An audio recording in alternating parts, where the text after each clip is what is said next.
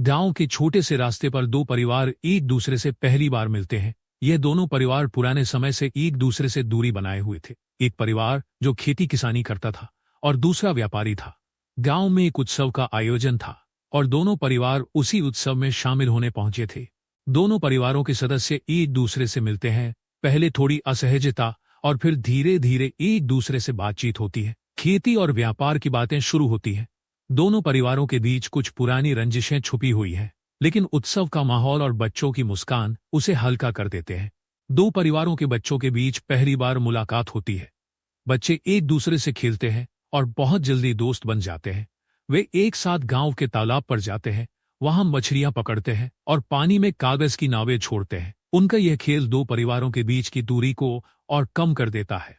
दूसरे दिन दोनों परिवारों के लोग एक साथ चाय पीते हैं और पुराने दिनों की बातें करते हैं। एक बुजुर्ग महिला अचानक से यह बताती है कि उनकी पुरानी रंजिश एक गलतफहमी का परिणाम थी। दरअसल दोनों परिवारों के बीच कोई बड़ा विवाद नहीं था, बस कुछ पुराने किस्से थे जिन्हें समय ने और बढ़ा दिया था। दूसरे दिन दोनों परिवारों ने मिलकर एक साथ खाना बनाने का फैसला किया। सभी गांव के बीच में एक बड़ी छांव के नीचे बैठते हैं।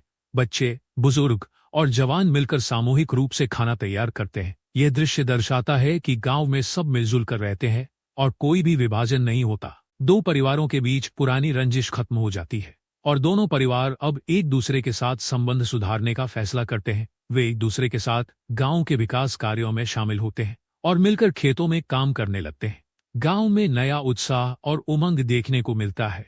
कहानी का अंत गांव के बुजुर्ग की आवाज से होता है, जो बच्चों को यह सिखाते हैं कि अगर लोग आपस में मिलकर काम करें और एक दूसरे की मदद करें तो कोई भी रंजिश और दूरियां कभी बनी नहीं रहती। सबका जीवन खुशहाल होता है।